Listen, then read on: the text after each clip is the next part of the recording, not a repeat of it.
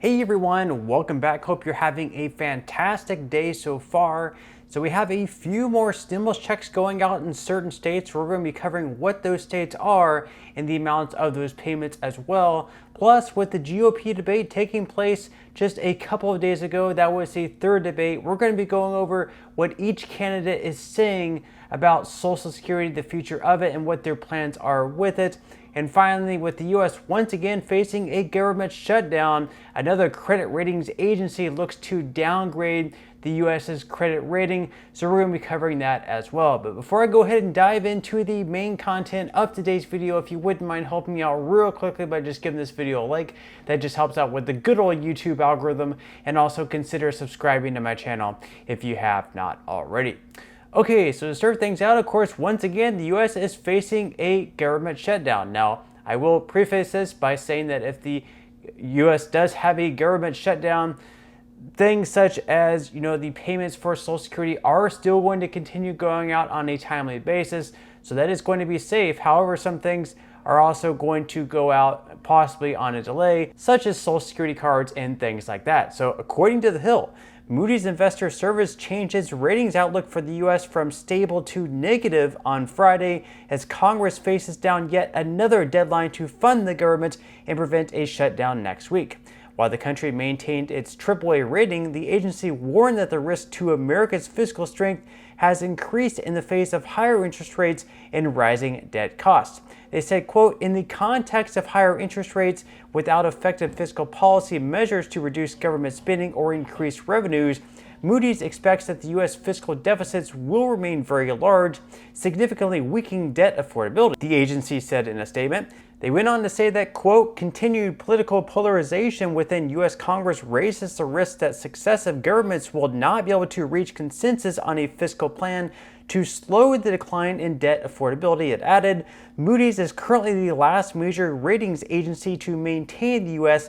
at its highest possible rating for creditworthiness. Fitch Ratings downgraded the U.S. from AAA to AA+ in August in the wake of the standoff between President Biden and House Republicans over the debt ceiling. So mainly because of the fact that, of course, the debt that we have at this moment is much higher than the revenues that we're taking in, and each and every year we're running at a deficit where we're spending more money than what we're taking in. This is obviously playing an impact, and the fact that we may once again be having a government shutdown. Now, according to Reuters, the U.S. House of Representatives Republicans are due to unveil a stopgap measure on Saturday, which is today, aimed at averting a government shutdown, the latest in a series of standoffs that contributed to Moody's lowering its outlook on the nation's credit. So we're going to have to see how that plays out. Now, in some other news, of course, just like in the title of today's video, we have 3 states sending out stimulus checks later on this year or possibly early on next year. These have just been approved. So we're going to be going over the states that have approved these stimulus checks. And let me know in the comment section below if you're in one of these states, or if you're not in one of these states, if you believe that your state should also be approving a stimulus check later on this year or later on in 2024. So starting out, the first one is going to be Alabama. So Alabama is expected to soon begin sending tax rebates of $150 for individuals and $300 for couples. Nearly 2 million residents who filed 2021 tax returns will receive money. Taxpayers will receive direct deposits if the Department of Revenue has their bank information. Otherwise, checks will be mailed to their addresses. Now, the rebates are meant to partially offset sales taxes that residents paid on grocery taxes that contributed to a surplus in the state's education trust fund. The rebates are a one-time tax credit, but residents will benefit from lower taxes going forward. According to the legislation that created the tax credits, the Department of Revenue cannot begin issuing them until November 30th. And the state reduced its grocery sales tax from 4% to 3% on September 1st as the surplus had reached $2.8 billion. And the tax could be lowered to 2% next year. So once again, starting on November 30th for residents of Alabama, you may soon begin receiving those stimulus checks or tax rebates, however you want to word it. The second state that's going to be sending out stimulus payments later on this year or earlier on in 2024 is going to be Arizona. So taxpayers in Arizona who have dependents are set to receive rebates by November 15th. So Arizona's tax rebates will be $250 per dependent for kids under 17, up to a maximum of $750 for 3 dependents. Taxpayers with older dependents will get $100 per dependent.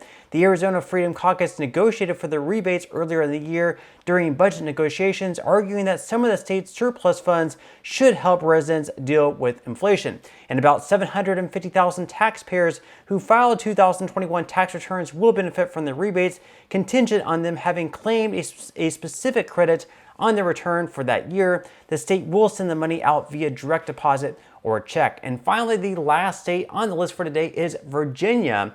So the state of Virginia is giving out a $200 tax refund to individuals provided the resident had tax liability in the year of 2022, meaning that they owed money to the state that year after subtracting tax credits, deductions, and subtractions. For joint filers, the one-time tax credit is going to be $400.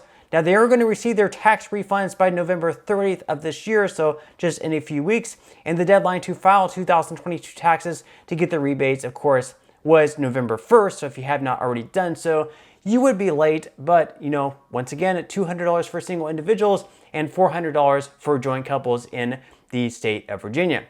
Now, once again, let me know in the comment section below whether or not you're going to be receiving one of these payments. And if you're not going to be receiving one of these payments, let me know if you think that your state should also in the future. Now, of course, just recently we had the third GOP debate and they discussed different issues. But one of those issues, of course, was Social Security, because 10 years from now, if nothing is done about the program, well, everyone receiving benefits is going to receive a cut of anywhere between 20 to 25%. So we're going to be going over what each candidate is saying, at least the candidates that really stand the greatest chance of winning. So we're going to be starting out with Nikki Haley. Nikki Haley said that dealing with the program was a serious part of running for president due to the fact that the program is going to be basically bankrupt in 10 years. And she's saying that retirement age should be lifted from 67 up to 69 or 70 for people currently in their 20s, and that benefits to the ultra wealthy should be reduced, or perhaps they should not receive anything at all. And then she also made a kind of a strange comment saying that instead of cost of living increases, we should instead go to increases based on inflation. And that's essentially what cost of living adjustments are. It's supposed to be on inflation, even though it actually isn't keeping up with inflation. So I found that a little bit weird that she would say that. And then, of course, we had Ron DeSantis, and he said that since he's the governor of Florida, he deals with this a lot, so he knows, just because there's a lot of retirees in Florida, he knows just how important the benefits are, so he does not want to touch the program at all. He doesn't want to raise the full retirement age. He doesn't really want to do anything, so he doesn't really have much of a plan. And then we had Vivek Ramaswamy. He has pretty much no stance at all either. He's saying that he wants to cut or eliminate other federal government programs or agencies, and in doing that, they would make sure that the trust fund would stay solvent. And then finally, Donald Trump, who was not at the third debate, he was not at any of the debates so far, he's saying that under no circumstances Republicans should cut a single penny from Social Security or Medicare. So Trump, just like DeSantis and some of the other candidates, do not want to touch Social Security at all. They're completely hands off of the program. But that's pretty much all the news that we have for today's video. Once again, leave your thoughts in comments below. Would definitely love to read them, and I will see you in the next video.